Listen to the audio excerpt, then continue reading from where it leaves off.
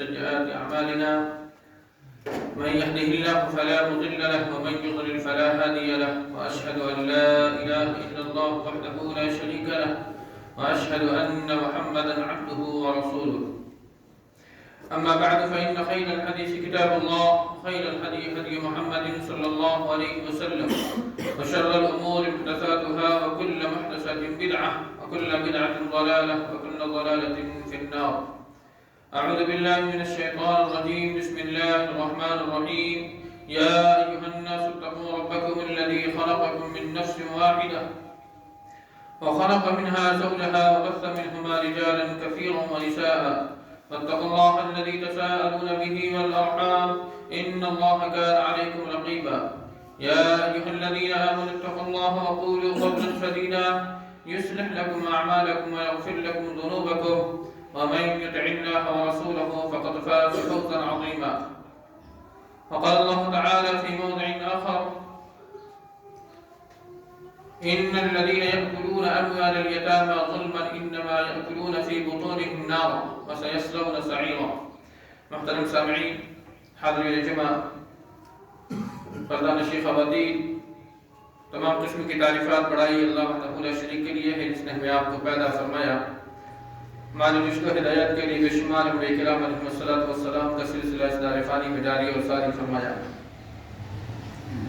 خصوصاً لاکھوں کروڑوں درود و سلام اس ہستی اقدس و مقدس پر جن کا نام اسم گرامی جناب محمد رسول اللہ صلی اللہ علیہ وسلم، جن کے ذریعہ اللہ رب العالمین نے ہماری آپ کی تمام اہل کائنات کی رشد و ہدایت کا بندوبست فرمایا.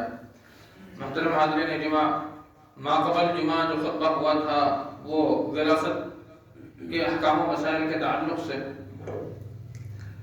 گفتگو ادھوری رہ گئی تھی، لیکن جہاں تک گفتگو پہنچی تھی انشاءاللہ اسی کے آگے سے آج کا یہ خطبہ جمعہ آغاز کرنے کا ارادہ ہے. وراثت کا مسئلہ اسلام میں بہت ہی اہمیت کا اور فضیلت کا حامل ہے.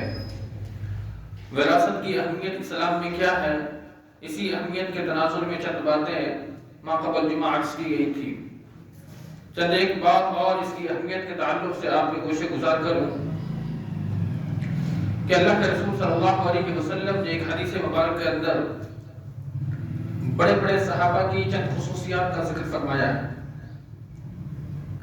ان خصوصیات میں سے ایک خصوصیت جس صحابی کے اندر میں موجود تھی اس کو بھی اس حدیث کے اندر میں شامل کیا ہے. اللہ کے رسول صلی اللہ علیہ وسلم نے فرمایا کہ ارحم امتی و امتی ابی بکر، کہ میری امت میں سب سے زیادہ رحم دل کون ہے؟ وہ ابو بکر صدیق رضی اللہ تعالی عنہ کی شخصیت ہے. واشدہم فی دین اللہ عمر، لیکن دین کے معاملے میں بہت ہی زیادہ سخت کون؟ عمر فاروق رضی اللہ تعالی عنہ. واصدقہم حیاء عثمان، سب سے زیادہ حیادار، شرم و لحاظ کا پاس رکھنے والے صحابی کون؟ وہ حضرت عثمان غنی رضی اللہ تعالی عنہ. وأقضاهم علی ابن ابی طالب، سب سے بہترین فیصلہ کرنے والے علی ابن ابی طالب رضی اللہ تعالی عنہ. وأقرأهم لکتاب اللہ ابی بن کعب، سب سے زیادہ بہترین قرآن کریم پڑھنے والے اور اس کا علم رکھنے والے ابی بن کعب رضی اللہ تعالی عنہ. وعالمهم بالحلال والحرام معاذ بن جبل رضی اللہ تعالی عنہ، اور حلال اور حرام کا سب سے زیادہ علم رکھنے والے جو صحابی وہ معاذ بن جبل ہیں رضی اللہ تعالی عنہ. وافرضهم زید بن ثابت، وراثت کا سب سے زیادہ علم رکھنے والے زید بن ثابت رضی اللہ تعالی عنہ ہیں. یعنی کہ اس حدیث کے اندر میں اللہ کے رسول صلی اللہ علیہ وسلم نے بڑے بڑے صحابی کے جو بڑی بڑی خصوصیات تھی اس کو ذکر فرمایا ہے. جس میں سے ایک صفت جس کے اندر ہے وراثت کا علم رکھنے والے صحابی زید بن ثابت کا بھی ذکر اللہ کے رسول صلی اللہ علیہ وسلم نے یہاں بیان فرمایا ہے. اس سے اندازہ لگایا جا سکتا ہے کہ وراثت کی اہمیت اسلام کے اندر میں کتنی زیادہ ہے. میراث کی جو تقسیم ہوتی ہے اہمیت کے تعلق سے بہت باتیں ہم نے ما قبل جمعہ میں عرض کی تھی، لیکن میں اب گفتگو کو سمیٹتے ہوئے چند باتیں عرض کرنا چاہتا ہوں کہ جب تقسیم وراثت کا مسئلہ آتا ہے اس میں ہم آپ بہت ہی زیادہ غلطیاں کرتے ہیں. غلطیوں کی وجہ یہ ہوتی ہے کہ یا تو ہمیں وراثت کا علم نہیں کہ مرنے کے بعد مرنے والے نے جو چھوڑا ہے طریقہ جس کو کہا جاتا ہے اسے ہم کہاں دیں گے, کون کون اس کا حقدار ہے. ہم نے وراثت کے جو اصول بیان کیے تھے آپ کے درمیان کہ 2 اصول ہیں جو ابتداء عرض کیے جاتے ہیں, اصول الفرائض اور اصول العصبہ, یعنی کہ فکس شیئر جس کے بارے میں اللہ کے رسول صلی اللہ علیہ وسلم نے متعین کر دیا ہے کہ اس کو اتنا ملنا ہے, اور ایک ہے ریمائننگ شیئر جو عصبہ میں آتا ہے. یہاں بچ جائے گا تو پھر یہاں کے لوگوں کو تقسیم کیا جائے گا. ریمائننگ شیئر کے اندر میں جو سب سے اونچا انعام ہے وہ میت کے بیٹے کا ذکر ہے, اور اس کے بارے میں ہم نے اور بھی مزید باتیں عرض کی تھی, جس کو تفصیل جاننا ہو تو قبل جمعہ کا جو خطبہ ریکارڈ ہوا تھا وہاں سن سکتے ہیں. میراث کی تقسیم کے اندر میں جو غلطیاں ہوتی ہے وہ سب سے پہلی غلطی یہ ہوتی ہے کہ باپ کی زندگی میں اولاد وراثت کو تقسیم کرنے کے لیے باپ کو آمادہ کرتی ہے. باپ زندہ ہے اور باپ کو پریشر ڈالتی ہے کہ آپ کی جائیداد ہے وہ ہم بھائیوں کے اندر میں تقسیم کر کے دے دیں, جبکہ وراثت کی جو تقسیم ہے زندگی میں کبھی نہیں ہو سکتی. مرنے والا اپنی زندگی میں وراثت کی تقسیم نہیں کر سکتا ہے. قرآن کریم کی آیتوں کو پڑھیں یا حدیث رسول کو پڑھیں, جب بھی بات آئے گی تو وہاں آئے گا مما ترک, جو اس نے چھوڑا ہے. تو چھوڑے گا کب؟ جب وہ اس دنیا سے چلا جائے گا. لیکن جب وہ اس دنیا میں ہے, جب مال چھوڑا ہی نہیں ہے تو تقسیم کیسی؟ ایک تو اولاد لاعلمی کی بنیاد پر باپ پر دباؤ ڈالتی ہے کہ نہیں آپ وراثت تقسیم کر کے ہمیں دیں. ایک معاملہ آیا تھا, وہ بیچارہ کا ایک ہی فلیٹ تھا, اولاد پہنچ گئی, اس کو بیچ کر کے آپ ہمیں دے دیجئے جو بھی ہمارا حصہ بنتا ہے. باپ کہا کہ بیٹا اگر ہم اس کو بیچ دیں گے تو ہم کہاں جائیں گے؟ اولاد کا جواب ہے تم جاؤ, کہاں جاؤ گے؟ باپ کی پراپرٹی باپ جانے کا وہ کہاں رہے گا, لیکن اس کا 1 روپیہ کا حقدار نہیں ہے. یہ چڑھ جا رہا کہ نہیں تم ہمیں دو. کان کھول کر کے اس بات کو سن لیں کہ باپ کے زندہ رہتے ہوئے اولاد کا 1 روپیہ کا بھی حق نہیں ہوتا ہے اس کی وراثت پر, اس کے جائیداد پر 1 روپیہ بھی نہیں. وہ اپنی جائیداد کو جہاں بھی جائز طریقے سے چاہے خرچ کر سکتا ہے اپنی زندگی کے اندر میں. مرنے کے بعد اس کا جو چھوڑا ہوا مال ہے وہ تم جہاں چاہو خرچ کرو, لیکن اس کی زندگی میں تم اپنے باپ کے اوپر میں 1 ذرہ کے برابر بھی دباؤ نہیں ڈال سکتے. یہ اس کا مال ہے, یہ اس کا کمایا ہوا ہے, اس نے خون اور پسینہ کر کے کمایا ہے, تمہیں پالا ہے, پوسا ہے, جوان کیا ہے, شادی کی ہے. آپ کیا چاہیے؟ ساری زندگی تمہارے اخراجات کو وہ باپی سنبھالتا جائے گا, تم کیا کرو گے؟ اس لیے باپ کی زندگی میں وراثت کی تقسیم کے لیے اولاد کا اپنے باپ کا دباؤ ڈالنا یہ سب سے بڑی غلطی ہے. اور باپ بھی تقسیم کر دیتا ہے, اس کو پتہ ہی نہیں کہ اسلام میں وراثت کب تقسیم کی جائے گی. باپ بھی بیچارہ لائن وہ بھی تقسیم کر دیتا ہے, اور جب سارا حصہ ساری اولاد کے پاس پہنچ جاتا ہے تو بھیک مانگتا پھرتا ہے. 200 تو دے دے, 500 تو دے دے, 1 دن تو کھانا کھلا دے, 2 دن تو کھانا کھلا دے. باریاں تقسیم ہو جاتی. وہ باپ جو ایک ساتھ 10 بچے کو پال لیا, 10 بچہ اپنے ماں باپ کو نہیں پال سکتا. وہ باپ جو تم نے غلطی کی اپنی زندگی میں وراثت کو تقسیم کر کے, یہ سزا ہے تمہاری. بھیک مانگنے پر مجبور ہو گئے تم اپنی اولادوں کے سامنے. اس لیے کبھی بھی اپنی زندگی کے اندر میں وراثت تقسیم نہ کریں, اور اگر آپ نے کوئی حصہ دے بھی دیا ہے تو آپ واپس لے لیں. یہ شریعت نے آپ کو اختیار دیا ہے کہ اگر کوئی شخص اپنا کچھ مال اپنی اولاد کو دے بھی دیا ہے تو وہ واپس لینے کا حق رکھتا ہے.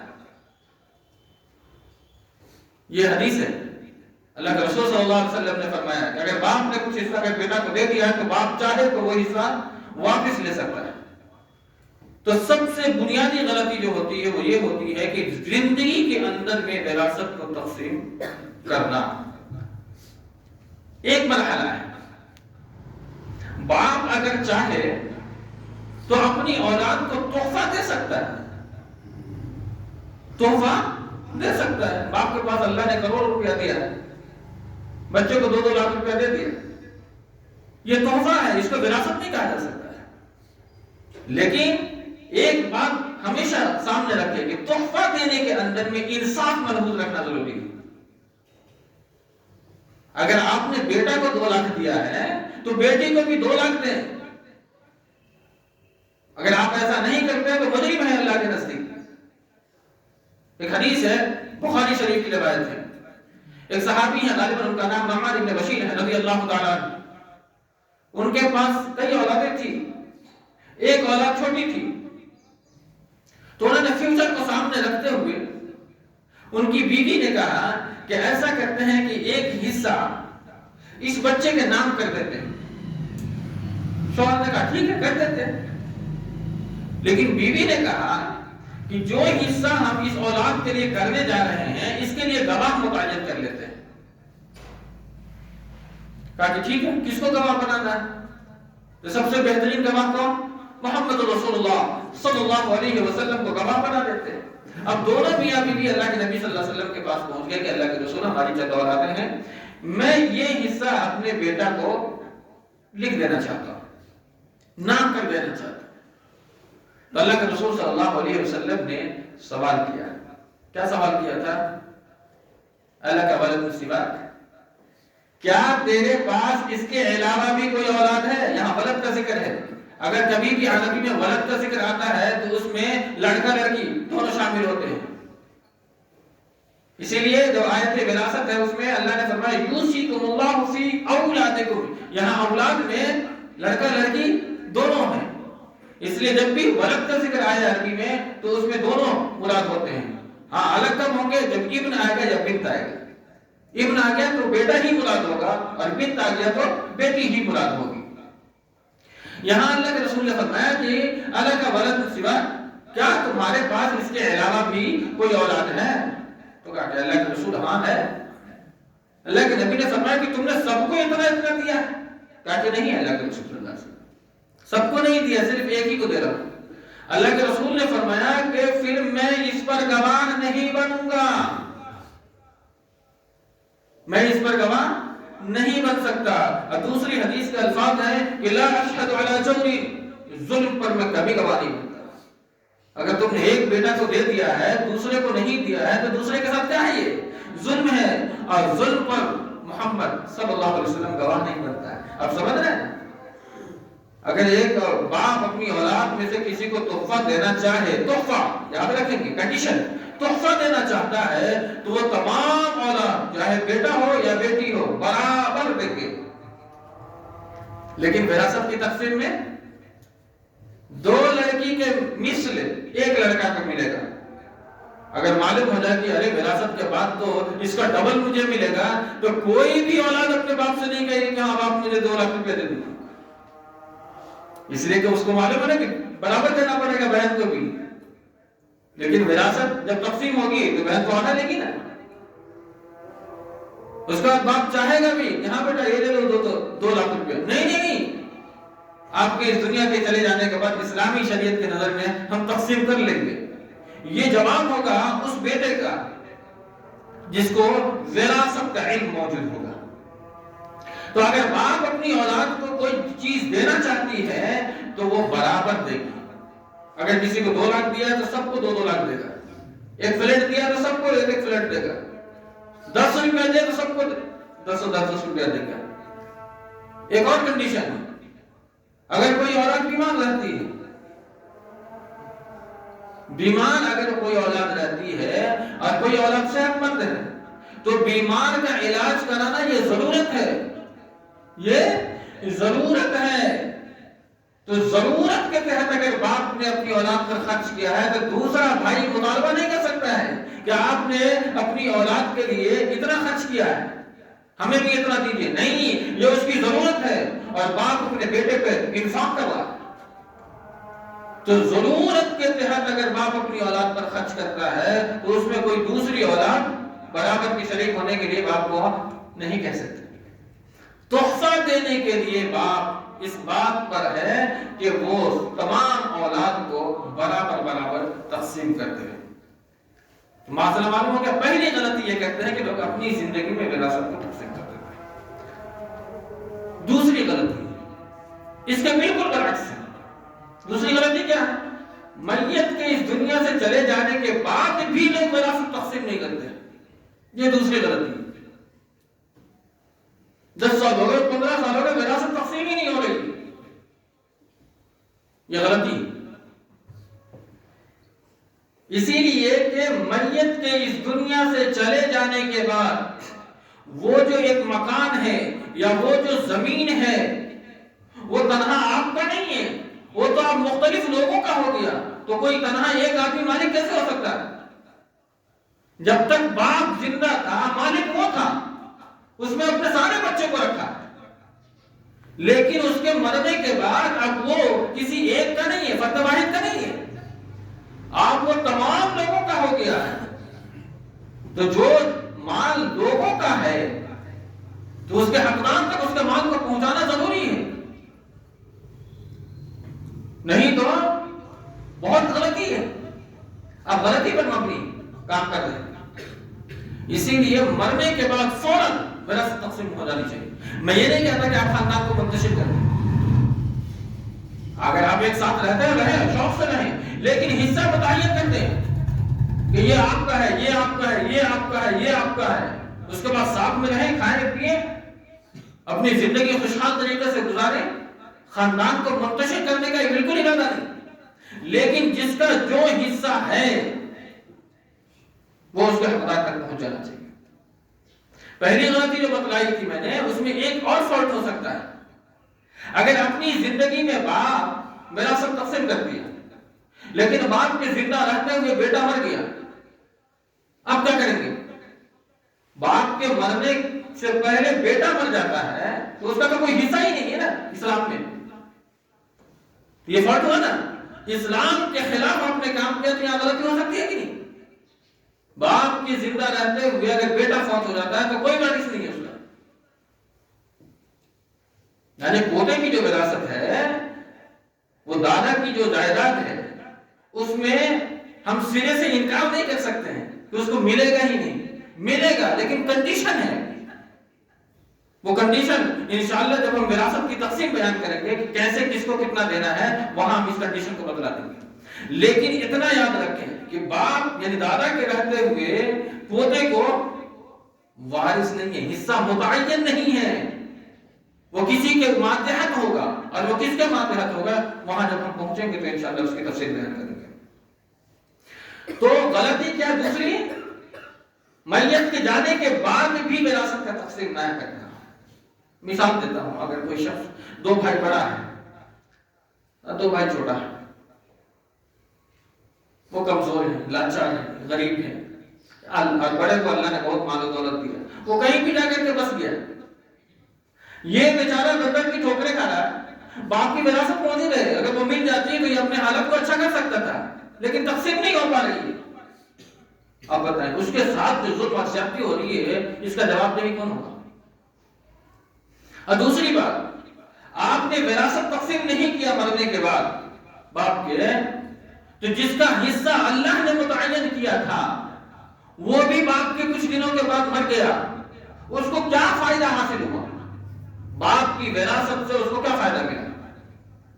وہ تو بغیر فائدہ اٹھائے ہوئے چلا گیا. اس لیے تو اسلام نے اتنا منظم نظام دیا، اس لیے تو کہ اس نظام کے تحت اپنی زندگی گزارو. تو دوسری جو بنیادی غلطی ہے وہ یہ ہے کہ مرنے کے بعد بھی انسان وراثت کی تقسیم میں تاخیر کرتے ہیں. تیسری غلطی کیا ہوتی ہے؟ تیسری غلطی یہ ہے کہ تقسیم سے پہلے لوگ چھیڑ چھاڑ کرتے ہیں. مرنے والا مر گیا، جائیداد چھوڑ گیا. جائیداد چھوڑنے میں جو وارث ہیں وہ کئی ہیں، 4 ہیں، 5 ہیں، 6 ہیں، جس میں سے کچھ بڑے ہیں کچھ چھوٹے ہیں. تب بڑوں نے کیا کیا کہ تقسیم بھی نہیں کر رہے ہیں، لیکن اس حصہ وراثت کا کچھ حصہ لے کر کے اپنی بزنس کو بڑھانے میں لگا دیا. یہ اختیار کس نے دیا تم کو؟ یہ اختیار کس نے دیا؟ وہ بچہ ہی کیوں نہ ہو، وہ تو برابر کا حقدار تھا نا. اس سے پوچھا تم نے، مشورہ لیا تم نے باپ کے حصے میں سے بغیر کسی کے مشورہ کے، بغیر کسی کے پوچھے اپنے بزنس کو بڑھانے کے لیے باپ کی جائیداد کو کیسے لگا سکتے ہو؟ یہ تو ظلم ہے، اس لیے کہ تم نے چھین لیا، بچوں کا حق سب کر لیا. تو تقسیم وراثت سے پہلے باپ کی وراثت کا کچھ حصہ اپنے ذاتی استعمال میں نہیں رہ سکتے. یہ شریعت نے اجازت نہیں دیا. جس کا جو حصہ ہے تقسیم کیجیے. چوتھی غلطی، وراثت کی تقسیم میں ہم ترتیب کا لحاظ نہیں کرتے. ترتیب کا لحاظ نہیں کرتے، یعنی مرنے والے کے مرنے والے کی جو جائیداد ہے، جو اس نے چھوڑا ہے ترکے کے اندر میں، اس کی تقسیم کیسے کرنی ہے اس کا علم حاصل کرنا چاہیے. لوگ یہاں بھی غلطی کرتے ہیں. تقسیم یعنی وارثوں میں یہ جائیداد تقسیم کرنے سے پہلے 3 مرحلہ آتا ہے. یہ 3 مرحلہ پہلے آپ کو پورا کرنا ہوگا. پہلا مرحلہ مرنے والے کے کفن دفن کا معاملہ. مرنے والا مر گیا، اب اس کے کفن کا خرچہ ہے، دفن کا خرچہ ہے، قبر کھودنے کا خرچہ ہے، دیگر اخراجات ہیں، ہاسپٹل میں مرا ہے اس کے دیگر جو بھی وہاں کے قانون اور ضابطے ہوتے ہیں اس کے تحت میں جو خرچ ہوتے ہیں. تو یہ جو خرچہ ہے یہ مرنے والے نے جو چھوڑا ہے اس میں وہ خرچہ مائنس کیا جائے گا. کفن دفن کا خرچہ مثال دیتا ہوں. ایسا کرنے سے میت کی خودداری محفوظ رہتی ہے. لوگ کیا کرتے ہیں، کوئی مر گیا، وہ کفن لا رہا ہے، وہ قبر کھودنے والے کا خرچہ دے رہا ہے، وہ فلانا کر رہا ہے. ارے مرنے والا کو زندگی میں کچھ بھی نہیں دیا، لیکن مرنے والا جب مر گیا تب اس کا کوئی کفن کا خرچہ دے رہا ہے، کوئی دفن کا خرچہ دے رہا ہے، کوئی قبر کھودنے کا خرچہ دے رہا ہے. ارے تو اس کی خودداری مجبور نہیں ہوئی. اور ہم کفن کیسا دیتے ہیں؟ نہ بہت ہی ہائی فائی نہیں، بہت ہی لو کوالٹی، اوسط درجے کا کفن دیتے ہیں. مرنے والا کروڑپتی تھا، وہ اوسط درجے کا جو کفن تم نے اس کو دیا ہے ویسا کپڑا اس کی زندگی میں تم اس کو دیتے تو وہ قبول کر لیتا؟ قبول نہیں کرتا. اسی طریقہ سے کوئی بڑا آدمی تھا، مر گیا، بہت بڑا ایسا مال تھا اس کے پاس، بہت حصہ چھوڑا اس نے جائیداد کا. اس کو اگر آپ ایک موبائل دیں، ایک گاڑی دے دیں گفٹ میں، وہ خوشی خوشی قبول کرے گا کیونکہ یہ اس کی حیثیت کے مطابق. لیکن اس کو کہا کہ میں آپ کو یہاں 1 مہینے کا راشن بڑھا دیتا ہوں، قبول کر لے گا وہ؟ جب وہ زندگی میں اس چیز کو قبول نہیں کر پایا، مرنے کے بعد کیسے قبول کر سکتا؟ اس سے میت کی خودداری اور اس کی عزت پر ایک قسم کا حملہ ہے. ہاں ایک انسان ہے جو زندگی کے اندر میں لوگوں سے لیتا تھا، لوگ اس کو دیتے تھے اس کی ضرورت کے تحت، اس کے پاس کچھ بھی نہیں تھا، کچھ بھی نہیں تھا اس کے پاس. تب بھی اگر وہ مرنے والا اپنی زندگی میں کچھ چھوڑا ہے تو اس کی خودداری کو مد نظر رکھتے ہوئے چاہیے کہ اسی کے پیسے سے اس کے کفن دفن کا انتظام کرنا چاہیے. اگر نہیں ہے تو پھر کوئی بات نہیں، پھر جسے اللہ رب العالمین نے صلاحیت دی ہے، جسے اللہ نے توفیق دی ہے، وہ اس کا انتظام کر دے. تو پہلا مرحلہ جو ہوتا ہے کفن دفن میں جتنے بھی خرچ ہوتے ہیں، جب وراثت کی تقسیم کا مسئلہ آئے گا تو اس اخراجات کو اس کے چھوڑے ہوئے مال سے مائنس کیا جائے گا. دوسرا مرحلہ قرض کا. مرنے والا مقروض تھا، اب وہ مر گیا تو قرض لینے والے اس کے دروازے پر دستک دیا، مجھے قرضہ چاہیے. اس نے دلیل بھی دی، پہچان بھی بتائی کہ ہمارے پاس یہ ثبوت ہے کہ تمہارے باپ نے مجھ سے اتنا پیسہ دیا تھا. تو اولاد یہ کبھی نہیں کہہ سکتی کہ میرے باپ نے دیا تھا، میرے باپ سے جانو. ایسا جواب ملتا ہے؟ یہ تو عام ہے، دنیا کا دستور ہے یہ. ارے وہ مر گیا، میں نے تھوڑی لیا، میں اس کا ذمہ دار نہیں. ارے تو ذمہ دار کیسے نہیں ہے؟ مرنے کے بعد اس کی وراثت کا تو ذمہ دار بن سکتا ہے، تو اس کے قرض کی ادائیگی کا ذمہ دار کون بنے گا؟ ان کا مال لینے کے لیے بیٹھ گیا، لیکن اس نے جو کسی کا مال دیا تھا اس کو ادا کرنا تمہاری ذمہ داری تھی۔ تو اگر میت جو مرنے والا ہے اگر اس کے اوپر کسی قسم کا قرض ہے، تقسیم سے پہلے قرض کی ادائیگی ہوگی، قرض کی ادائیگی میں چاہے اس کا پورا مال ختم ہو جائے، تمہیں کچھ بھی نہ ملے، یہ شریعت ذمہ دار نہیں، وہ مقروض ہے، اور اتنا چھوڑا ہے کہ اس کا ڈبل اس کے اوپر قرض ہے، تو اولاد کی ذمہ داری، وارث کی ذمہ داری ہے کہ اس کے قرضے کو پورا کرے، چونکہ باپ سے محبت کرتے ہو تو قرض۔ تیسری چیز وصیت، اگر مرنے والے نے کسی قسم کی کوئی وصیت کی ہے کہ میرے مرنے کے بعد کچھ حصہ فلانا کو دے دینا، کچھ حصہ کچھ کو دے دینا، اتنے پیسے دے دینا، تو اللہ کے رسول صلی اللہ علیہ وسلم نے فرمایا ہے کہ میت یعنی مرنے والا اپنی جائیداد کا ایک حصہ 1/3 ہوتا ہے نا، ایک حصہ صدقہ کر سکتا ہے، پورا مال صدقہ نہیں کر سکتا ہے۔ اور اگر اس نے وصیت بھی کی ہے کہ میرے پورے مال کو خرچ کر دینا، فلاں کو دے دینا، اس کو قبول نہیں کیا جاتا، اس لیے کہ شریعت نے فکس کر دیا آپ اتنا ہی صدقہ کر سکتے ہیں، اس کے علاوہ نہیں کر سکتے۔ تو اتنا حصہ جس کے لیے بھی اس نے وصیت کی ہے، یہاں وصیت میں پوتا بھی شامل ہو جائے گا۔ مرنے والا اپنا مال اپنے پوتے کے لیے بھی وصیت کر سکتا ہے، چونکہ وہ تو رحم کا رشتہ ہے، یہ وصیت میں ملا ہے۔ اور بھی ہے جو حصہ متعین رب نے کیا ہے، وہاں پہنچیں گے تو اس حصے کی بھی وضاحت کریں گے۔ لیکن مرنے والا وارث کے لیے وصیت نہیں کر سکتا ہے، جو وارث ہے اس کے لیے کوئی وصیت نہیں، یہ نہیں کہہ سکتا ہے کہ میرے مرنے کے بعد اس بیٹے کو کچھ زیادہ دے دینا، نہیں۔ اللہ کے رسول صلی اللہ علیہ وسلم کی واضح حدیث ہے کہ وارث کے لیے کوئی وصیت نہیں، لا وصیت لوارث،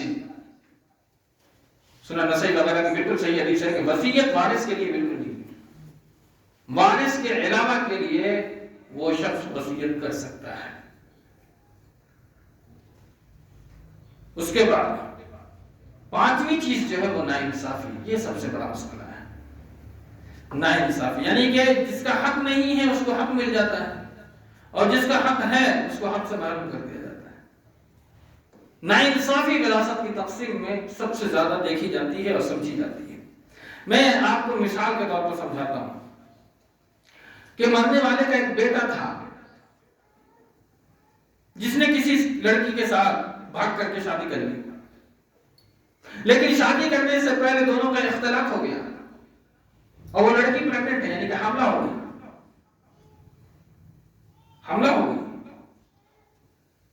گرچہ اس نے وعدہ کیا تھا، ایسے بہت سارے وعدے ہوتے ہیں، یہ تو دنیا ایسی ہو چکی ہے، ارے کہتے نا لیونگ ریلیشن شپ، کوئی بات نہیں شادی کر لیں گے ہم تم سے۔ اسی دوران اگر وہ لڑکی حاملہ ہو جاتی ہے، بچے کو جنم دیتی ہے، گرچہ وہ لڑکا اس لڑکی سے نکاح کر لیتا ہے، لیکن وہ جو بچہ پیدا ہوا ہے وہ بچہ اپنے باپ کی وراثت میں حصہ نہیں پا سکتا، کیونکہ اس بچے کا نسب اس کے ساتھ نہیں جڑ سکتا، ہاں ماں کے ساتھ جڑ سکتا ہے، باپ کے ساتھ اس کا کوئی نسب نہیں ہوگا۔ اس کے تعلق سے اللہ کے رسول صلی اللہ علیہ وسلم نے فرمایا کہ اگر کسی شخص نے غلام یا لونڈی کسی غلام نے کسی لونڈی کے ساتھ اگر زنا کیا، تو یہاں تو غلام لونڈی ہے نہیں، آزاد عورت کے ساتھ، آزاد عورت یا لونڈی کے ساتھ اگر کسی نے زنا کیا ہے تو یہاں تو آزادی ہے، لونڈی تو ہے نہیں، تو اگر کسی نے زنا کیا فالولد ولد الزنا، اگر اس نے بچہ کو جنم دیا ہے تو وہ بچہ ولد الزنا ہے۔ اللہ کے نبی نے فرمایا کہ لا یرث ولا یورث، وہ وارث کا یعنی وارث نہیں بن سکتا، جو بچہ ولد الزنا ہے وہ باپ کی وراثت میں حصہ نہیں پا سکتا ہے۔ لیکن آپ دیکھیں ایسا ہوتا ہے کہ نہیں، شادی اگر ہو جاتی ہے دونوں کی، اب وہ لڑکا اپنے باپ کے ساتھ زندگی گزارتا ہے، باپ کے مرنے کے بعد سب سے پہلے کھڑا ہو جاتا ہے، میں لوں گا۔ میں یہ نہیں کہتا کہ وہ بچہ کی غلطی ہے، نہیں، غلطی تو اس کے باپ کی ہی تھی، لیکن یہ وراثت کا حقدار نہیں ہو سکتا، کیونکہ اللہ کے رسول صلی اللہ علیہ وسلم نے فرمایا کہ یہ بچہ جو کہ ولد الزنا ہے یہ وارث نہیں بن سکتا ہے۔ یہ حکم اس لیے بھی ہے، حکمت ہے، شریعت کا ہر حکم حکمت پر مبنی ہوتا ہے۔ اگر یہ اعلان ہو لوگوں کے ذہن میں اس چیز کا علم موجود ہو تو کبھی بھی وہ زنا کے دروازے پر دستک نہیں دے سکتا۔ وہ سمجھ جائے گا کہ اگر ایسا کریں کہ اگر اولاد ہوتی ہے تو اولاد میری وراثت سے محروم ہو جائے گی، میرے مرنے کے بعد اس کو کوئی حصہ نہیں ملے گا۔ حکمت ہے، شریعت کا کوئی حکم ایسے نہیں ہوا میں ہوتا ہے، بلکہ ہر حکم پر شریعت کی ایک حکمت موجود ہوتی ہے۔ شرط یہ ہے کہ اس حکمت کو ہمیں سمجھنا ہے۔ تو پہلا بچہ یعنی کہ جو کہ ولد الزنا ہے وہ وارث نہیں بن سکتا ہے۔ دوسری چیز، گود لیا ہوا بچہ۔ کوئی انسان ہے کسی کو گود لے لیتا ہے، ایک مسئلہ یاد رکھیں، اسلام میں گود لینا ممنوع ہے۔ اسلام میں گود لینا ممنوع ہے۔ ہاں اب لیے ہیں ٹھیک ہے، ان کی عزت کریں، ان کا احترام کریں، ان کی دیکھ ریکھ کریں، ان کی ضروریات کی تکمیل کریں، لیکن وہ بچہ جس کو آپ نے گود لیا ہے وہ آپ کی وراثت میں حصہ نہیں پا سکتا،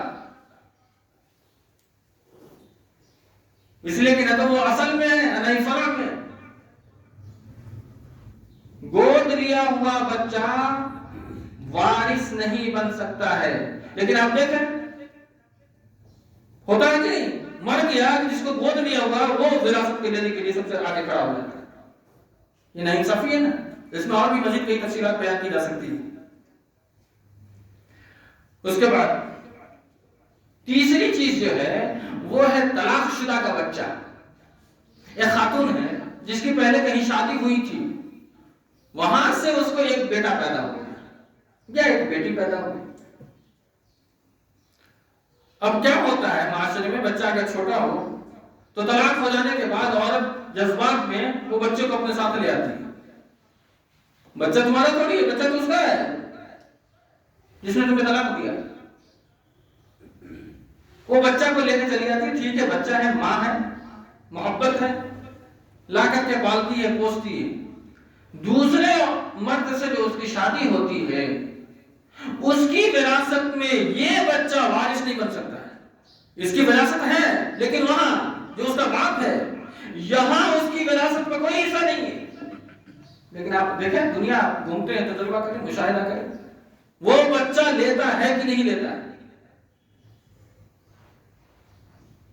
اس لیے کہ تمہاری وراثت جو ہے، تمہارا جو حصہ ہے، اللہ نے وہ جو تمہارا باپ ہے وہاں رکھا ہے، یہ تمہارا باپ تھوڑی ہے۔ تمہاری ماں کے ساتھ تو تمہارا رشتہ ہے لیکن باپ کے ساتھ تو نہیں ہے نا۔ اب ماں کی وراثت ہوگی تو تم ماں کی وراثت لینا، لیکن باپ کی وراثت جو کہ دوسرا باپ جس کو سوتیلا باپ کہتے ہیں، اس کی وراثت میں یہ سوتیلے بیٹے کا کوئی حصہ نہیں ہے۔ اور چوتھی جس کا حصہ ہوتا ہے اس کو حصہ نہیں ملتا۔ اس میں سب سے مظلوم بنتی ہے بیٹی۔ اس لیے ظلم کا سب سے زیادہ شکار جو معاشرے کے اندر میں بنتی ہے وہ ہے بیٹی۔ باپ کے مرنے کے بعد بیٹا پوری وراثت پر قبضہ جما لیتا ہے، بیٹی کو محروم کر دیتا ہے، تیرا کچھ ہے ہی نہیں۔ اب بہانہ ایک سے ایک بہانہ بناتا ہے، وراثت نہیں دینا ہے نا تو دلیل بھی رکھتا ہے، کہتے ہیں باطل کے پاس بھی دلیل ہوتی ہے۔ بہانہ کیا بناتا ہے؟ پہلا بہانہ بناتا معاف کر دیا، یہ بڑا مشہور جملہ ہے، معاف کر دیا، خاک معاف کر دیا۔ تم اس کو 10 لاکھ روپیہ دے کر کے دیکھو، 10 دن کے بعد مانگو، دے دیتی ہے کیا؟ ابھی تم نے وراثت کا کوئی حصہ اس کے ہاتھ میں دیا نہیں، اعلان کر دیا میری بہن نے مجھے معاف کر دیا۔ کیسے معاف کر دیا؟ اس پر فتن دور کے اندر میں جہاں ایک ایک پیسے کا لوگ لالچی بنا ہوا ہے، وہ کروڑوں کی پراپرٹی تمہیں چھوڑ دیا، معاف کر دیا۔ ایک بار دیکھو تو دیکھو، اس کا حصہ اس کے ہاتھ میں دے دو اور 2 مہینے کے بعد مانگو، بہن تو دے دے مجھے، دے دے تو پھر بتانا مجھے۔ یہ معاف کر دیا، یہ بڑا جملہ بڑا خطرناک ہے، معاف کر دیا۔ کہاں سے معاف کر دیا؟ معاف اگر وہ کرے بھی تب بھی اس کا جو حصہ بنتا ہے اس کے ہاتھ میں دو، اور ہاتھ میں دینے کے بعد وہ چاہے جہاں دے دے، یہ اس کی مرضی ہے، لیکن پہلے وہاں دو، یہ اسلام کہتا ہے۔ تم پہلے اعلان نہیں کر سکتے کہ میری بہن نے مجھے معاف کر دیا، ایسا کوئی بھی نہیں معاف کرتا، یہ ایسی چیز ہے۔ اللہ کے رسول کی صحیح حدیث ہے کہ اگر کسی کے پاس ایک کوٹھی ہو جائے تو وہ دوسری کا مطالبہ کرتا ہے، دوسری ہو جائے تو تیسری کا مطالبہ کرتا ہے، یہاں تک کہ قبر کی مٹی اس کا پیٹ بھرتی ہے۔ اور آج کے اس دور میں کوئی معاف کر دیتا ہے؟ بالکل نہیں معاف کر سکتا، یہ خام خیالی ہے۔ میں بتاؤں گا کہ وہ جو بیٹی تم کہہ رہی ہو یا جو بہن ہے جو تمہاری، وہ معاف کر دیا، ارے وہ بھی کبھی کبھی دولت کھا جاتی ہے، تو جو دوسرے کا کھا سکتی ہے وہ اپنا کیسے چھوڑ سکتی ہے؟ جو دوسروں کا کھا سکتی ہے اپنا کیسے چھوڑ سکتی ہے؟ سوال ہے نا۔ میں مثال دوں گا آپ کو، اگر وہ خاتون، اس کا شوہر فوت ہو گیا، اس کے پاس ایک بیٹی ہے اور ایک بھائی ہے، اگر بیٹا ہوتا تو وارث وہ ہوتا، بھائی محروم ہو جاتا، لیکن بیٹی ہے تو بیٹی اگر دو بھی ہے تو دو حصہ ملے گا، لیکن تب بھی جو چھوٹا ہوا حصہ وہ کس کا ہوگا؟ بھائی کا ہوگا نا۔ لیکن وہ پوری جائیداد پر کون مالک بنتی ہے؟ بیٹی۔ تو جو بیٹی اپنے ماموں کا کھا سکتی ہے، بھائی کا کھا سکتی ہے، وہ تمہارا معاف کر سکتی ہے؟ کبھی نہیں کر سکتی۔ ہاں، معاف اسی ضمن میں ہوگا کہ آپ اسے دو، پھر وہ تمہیں لوٹا دے، بہت اچھا۔ تو یہ پہلا جملہ جو ہوتا ہے معاف کر دینا، یہ بڑا خطرناک جملہ ہے۔ دوسرا جملہ، ارے میرے باپ نے میری بہن کی شادی کی، 200 لاکھ روپیہ خرچ کر دیا، جہیز میں دیا بہت سارا مال، اب تو اس کی وراثت ختم ہو گئی۔ اس سے پوچھو کہ یہ حق کس نے دیا تمہیں؟ باپ نے اپنے سینے پر پتھر رکھ کر کے اس بیٹی کی شادی کی ہے اور اس بدماش کے جہیز کا مطالبہ پورا کیا ہے۔ نہیں تو کوئی باپ اپنی جائیداد کسی دوسرے کو بانٹ دے گا، وہ بھی خود کے اولاد کے رہتے ہوئے؟ وہ مجبور ہوتا ہے باپ جو بیٹی کی شادی کے اندر میں اپنی رقم کو، اپنی دولت کو اس کے سپرد کرتا ہے۔ تو یہ ضرورت ہے، یہ ضرورت تھی، میں نے آپ کو پیچھے بتایا کیا، ضرورت کے تحت خرچ ہونے والی رقم کو وراثت سے مائنس نہیں کیا جا سکتا ہے۔ اور دوسری بات، وہ باپ کی زندگی کا مسئلہ ہے، مرنے کے بعد جو اس نے چھوڑا ہے اس میں وہ حصے دار ہے، اس نے جو زندگی میں کیا اس کا کوئی حصہ نہیں ہے، کوئی مطلب نہیں بنتا ہے۔ تو لوگ دوسرا جو مسئلہ چھڑتے ہیں کہ جہیز میں باپ نے خرچ کر دیا، اگر اس سے پوچھو کہ تمہیں تمہارا باپ نے انجینئر بنایا، ڈاکٹر بنایا، اس میں فری میں بن گئے تھے تم؟ کہ تمہارے باپ نے تمہیں انجینئر بنانے یا ڈاکٹر بنانے میں خرچہ نہیں کیا، تو تم باپ کے مرنے کے بعد اپنی وراثت میں وہ خرچ کو مائنس کرو؟ کرے گا؟ نہیں کرے گا۔ تو جس طریقے سے تمہارے باپ نے تمہاری ضرورت کی تکمیل کی، ویسے ہی اس باپ نے اپنی بیٹی کی ضرورت کی تکمیل کی۔ تو وراثت سے بیٹی کو محروم کرنے کے لیے، یعنی کہ بہن کو محروم کرنے کے لیے جہیز کا دوسرا مسئلہ چھڑا جاتا ہے کہ جہیز میں رقم خرچ ہو گئی ہے۔ تو یہ سارے مسائل ایسے ہیں جو لوگ ہیلا اور بہانہ کے تحت جس کا حصہ بنتا ہے شریعت کی نظر میں، اسے لوگ محروم کر دیتے ہیں۔ اللہ کے رسول صلی اللہ علیہ وسلم نے اس تعلق سے فرمایا ہے، بڑی واضح حدیث ہے، اللہ کے نبی نے فرمایا، ابو ہریرہ فرماتے ہیں کہ دو لوگوں کے حق کی حفاظت کی تلقین کرنا، اللہ کے نبی نے تلقین کی ہے، اللہ کے رسول نے تلقین فرمائی کہ دو لوگ نبی نے ذکر فرمایا ہے کہ دو لوگوں کے ساتھ جو اس کے حق کی حفاظت ہے، اس کی تلقین اللہ کے نبی نے کیا ہے کہ جو اس کا حق ہے اس کے حق کی حفاظت کرنا۔ اس میں دو لوگ میں کون ہیں؟ پہلا یتیم کا جو مال ہے اس کا مال کما حق اس کے سپرد کرنا، اور دوسری کون ہے؟ عورت۔ اس کا جو حق ہے، اس کی حق کی حفاظت کی ذمہ داری نبی نے سونپی ہے تمہارے اوپر، اور اس ذمہ داری سے اگر تم دستبردار ہوتے ہو تو سمجھ لینا اللہ کے نزدیک تم کتنے بڑے مجرم ہو سکتے۔ اسی لیے جس کا جو حق ہے وہ حق والے کو دے دو۔ کتنے دن دنیا میں رہو گے؟ کیا کر لو گے دنیا میں رہ کر کے؟ آخرت سنوارنا یہ ہماری اور اپنی زندگی کا اصل مقصد ہونا چاہیے۔ اس میں کئی چیزیں باقی رہ گئی، وقت چونکہ زیادہ ہو گیا ہے. تو میں یہ کہتا ہوں کہ اب تک جو گفتگو ہوئی ہے اس کا جو خلاصہ ہے وہ یہی ہے کہ اللہ کے رسول صلی اللہ علیہ وسلم میں خود اللہ رب العالمین نے وراثت کی اس مسئلہ کو بڑی وضاحت کے ساتھ قرآن و سنت کے اندر میں جمع کیا ہے. اور ہر انسان کے اوپر یہ ذمہ داری ہے کہ وراثت کی اس اہمیت کو سمجھیں اور اس کے مطابق جو جتنا حقدار ہے اس کا حق کو بھی جاننے کی کوشش کریں کہ میرے باپ کے مرنے کے بعد میرے بھائی کا کتنا حصہ ہے، میری بہن کا کتنا حصہ ہے، بیٹے کا کتنا حصہ ہے، باپ کا کتنا حصہ ہے، مرنے والے کا جو باپ ہے یعنی کہ تمہارا جو دادا ہے، تمہاری جو دادی ہے، مرنے والی کی جو بیوی ہے اس کا کتنا حصہ ہے. یہ کبھی سوچا ہے؟ یہ غلطی کرتے ہیں لوگ. مرنے والا مر جائے تو اس بیچارے کی بیوی یعنی جو بیٹا اپنی ماں کا بھی حصہ نہیں دیتا، ماں کا بھی حصہ نہیں دیتا، جبکہ اللہ نے اس کا حصہ اس کے شوہر کی جائیداد میں متعین کر دیا، وہ نہیں دیتا. اولاد اگر ہے تو فلہن الثمن 1/8، اگر 80 لاکھ کی پراپرٹی ہے تو 10 لاکھ کی تو مالک ہے یہ مرنے والے کی بیوی، اور اگر اولاد نہیں ہے تو فلہن الربع مما ترکنا من بعد وصیہ، 1/4 کا حصہ وہ مالک بنتی ہے. قرآن کو پڑھو اور اسلام کے جو قوانین ہیں اس کو سمجھنے کی کوشش کرو، اسی کے مطابق اگر آپ زندگی گزارو گے تو اللہ رب العالمین کے یہاں فلاح پاؤ گے، کامیاب ہو جاؤ گے. اب انشاءاللہ اگر آنے والے جمعہ کے اندر میں جو بقیہ حصہ اسے اور جو وراثت کی تقسیم ہوگی یعنی کس کو کتنا دینا ہے ہم انشاءاللہ اس کی وضاحت کریں گے. باری تعالیٰ سے دعا ہے رب العالمین ہمیں آپ کو نیک عمل کی توفیق عطا فرمائے. آمین.